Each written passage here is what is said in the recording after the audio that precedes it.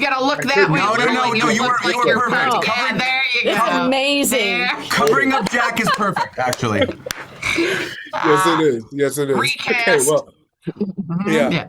That's I'm happy to be part of the cast. Yeah, I feel like actors are often known to get out of their comfort zone. I feel like it's one of the most fun things about being an actor. What made this project uncomfortable in a way that felt creatively exciting for you guys? Ooh, that's a good one. Ooh, It is. what made this part? First thing that came to my mind is the last few things that I've been in, I've had like a lot of hair and makeup and just like a lot of, and this I cut my hair. I had really long hair before I did the show. I cut it short. I went blonde again, and I just was like a not much makeup, military, lesbian, protector, and I felt like it was a new little glove to fit into. I really enjoyed doing it just in terms of the aesthetic of Dana, of the things she wears and the way she navigates through the neighborhood. It was really fun.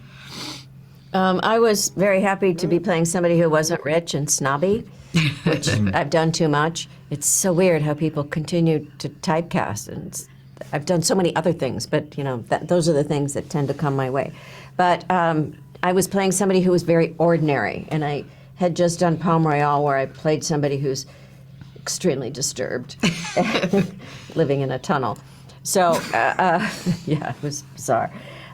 So that, to me, was this not a comfort zone to play somebody who's, obviously we find out she's not so normal, but overall, she's a normal person who could be on your own cul-de-sac. Yeah. And, how do I make that interesting without the bells and whistles of a certain kind of character? So that, to me, was the challenge that I really looked forward to.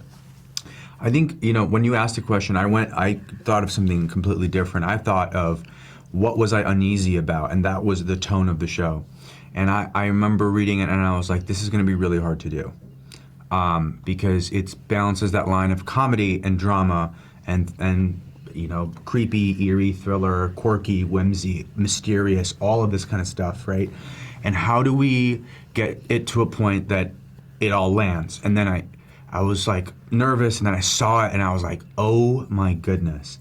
They took something from our raw footage and then saw what it needed in music, in editing, in camera shots, and evened out this tone that is just so perfect and that you don't see often. And so it was unbelievable, the final product of it. And that the credit goes to the post team and Celeste and the producers and all those people who worked so hard to make that happen and to have that mercurial sort of a challenge. Weirdness. Just. We were all a little surprised. And I'm not saying we were concerned about how it was going to turn out. We were already admiring the scripts, and you just don't know, and I really didn't know with this one. And I watched the first one, and it was absolutely fantastic. Yeah. And it just blew me away. We all felt that way. Yeah, we all called each other. We were like, this is good. This is so good. It's really going to be a hit. It's that good, isn't it? And yeah, this one really, really took me by surprise. I'll add very quickly also that as an actor, I enjoyed that same tone thing of writing it, but it was also a challenge of like, how do you, because I'm such more a comedy person, but I also love doing drama. So it was like really fun to be written, that character to be written, to be able to have a quiet, heartbreaking monologue and then do like an insane physical stomping down the street and, digging up potential bodies. Who do you say was the most similar to their character? Similar to our character? Maybe me? Yeah, maybe you. Maybe you. Probably me. Yeah. It's a compliment. Yeah, maybe you. I like to know if everyone's okay, and I like to drink wine. I like togetherness. I love having a chosen family. I love that. So it's probably me, but I'm not military on any level. Yeah, but I do think, like, of any project I've worked on, this is where all the actors were closest in general to their characters than probably any other. Mm-hmm. I'm open to being wrong, but I did feel that's why it feels like authentic. Yeah, it really does. Good casting. Yeah. It really Very was. I good. mean, these young people, these various roles that came along later, just got the tone. Yeah. That would have been so important. That's a very good casting director that Yeah. we had. I've known her before. And every one of those people introduced later, those young people, they really got the tone. Yeah. Absolutely.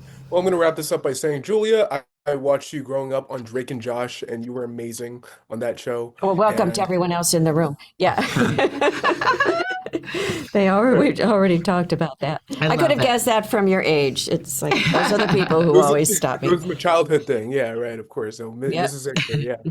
Well, thank you so You much. have Have to a do good a evening. screenshot of yourself looking that way and taking the picture. It's It is so hilarious. You should see hilarious. it. I will. I will. It'll be You part of have, it. Oh, it's perfect. Yeah, right there. Yeah. Take a screen Yeah, grab. it's yeah. just it's you instead of Jack. funny. Yeah. In fact, can we just have you actually instead of Jack? Okay. It's so funny. Season 2. Yeah, we'll see. Yeah, all right. Hey, Jack, how you doing? Good, thank you. I got you right above my shoulder right here. This Yeah, is quite disconcerting. oh yeah. It's got to be got to be fun to look at yourself a little bit. I'm just going to cover you up for a bit. All right. Yeah. So I feel like actors are often they're often looking to get out of their comfort zone. I feel like that's part of the fun of acting. What made the Burbs uncomfortable in a way that felt creatively exciting to you?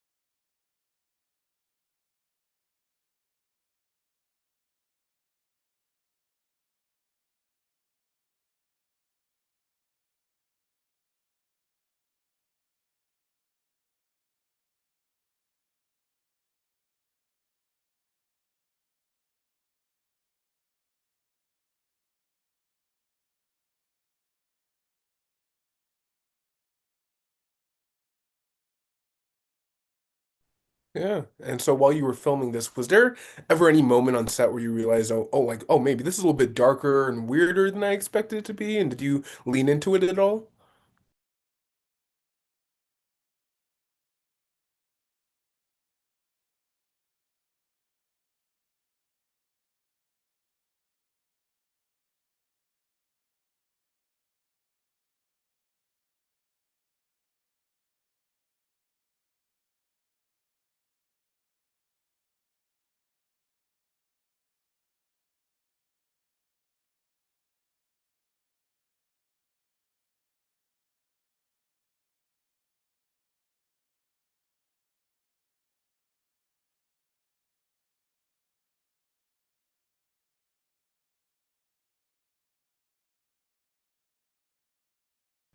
Yeah, and I feel like it's an evolution from when you're filming it to when you're watching the final cut. Was there anything that surprised you when you saw the final episodes?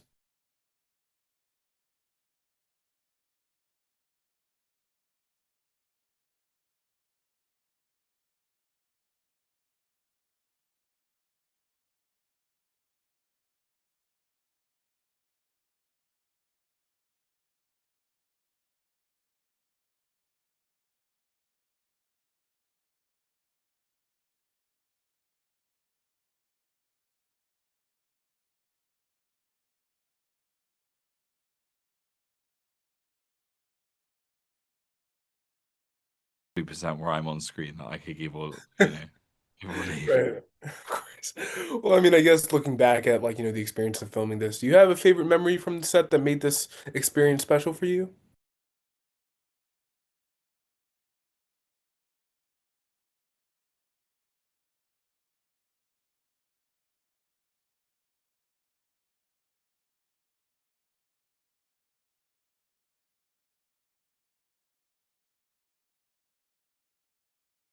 Yeah, absolutely. Well, thank you so much, Jack, for taking the time to speak with me today and have an amazing rest of your day. Thank you so much. I'm great. I love this background. Oh, thank you you. thank you very much. I like it as well. So all right, let's just get started. I want to ask a little bit about your relationship to the original movie, The Burbs.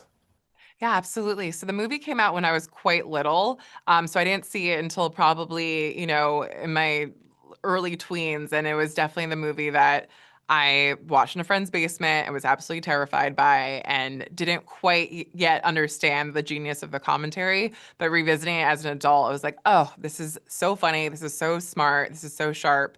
And so when I was approached to develop it, it just like immediately made sense to be a story that carried over into modern times. Having neighbors is a very universal thing. Suspicion of neighbors, and also just finding community in unlikely people. I think were all themes that I could translate very well to now. Oh yeah, of course. Let's ask a little bit more about that. Like, how did you go about updating that movie to reflect modern values and technology? Because I mean, it came out a while ago, so things have obviously changed a little bit. But how did you decide to show that change? Yeah, absolutely. So it was important for me to create a whole new story with all new characters, but still have the essence and DNA still infused from the original movie. So if you're a fan of the movie, you'll see Easter eggs and winks and nods and references to the movie throughout. But instead of being, neighbors ganging up against an outsider, it's the outsider coming into a community and finding her place within it.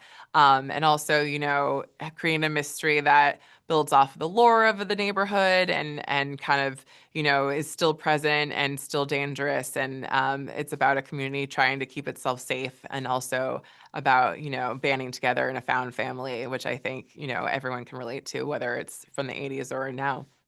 Yeah, of course. And I think that the community is a good part of this show. And let's talk a little bit about this cast. I mean, what do you think that the cast chemistry brought to the show? Yes. My favorite topic is our amazing cast. No, first of all, we have Kiki Palmer, who is just the absolute best. She is just anchored this show with such grace and such generosity. She is just undeniably charismatic and wonderful and really just embodied Samira as an incredible character with depth and complexity.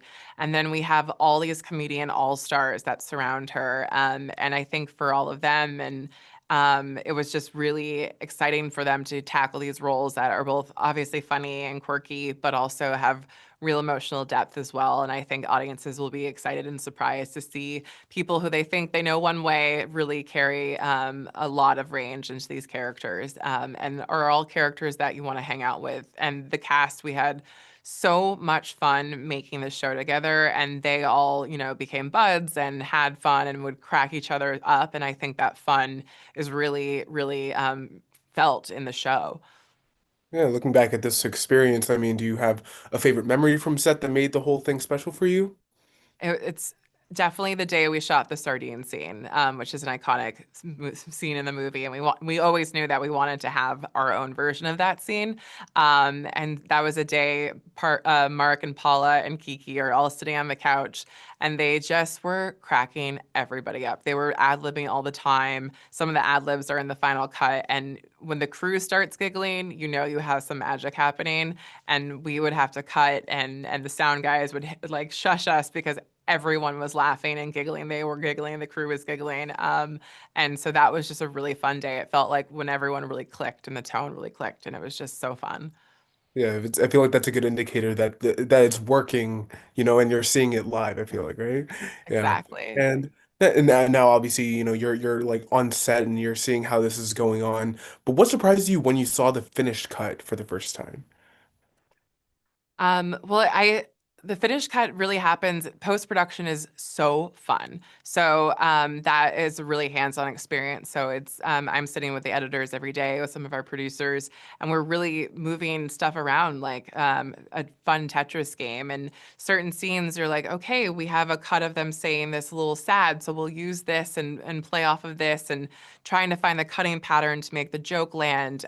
So it's really an effort. You get to write a show three times. You write it in the writer's room, you write it in production, and you write it in post-production. So it was really special to see where it started on the page, how it was interpreted by the actors, and then putting it all together in post-production.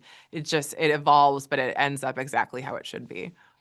Yeah. Oh yeah, definitely. Well, thank you so much for taking the time to speak with me. I want to say that I'm a fellow NYU graduate, and Oh, you did some hey. great work here. Of Go course. All right. Violets. Yes, go Violets. Of course. All right. Okay. Have an amazing rest of your day. You too. Thank you.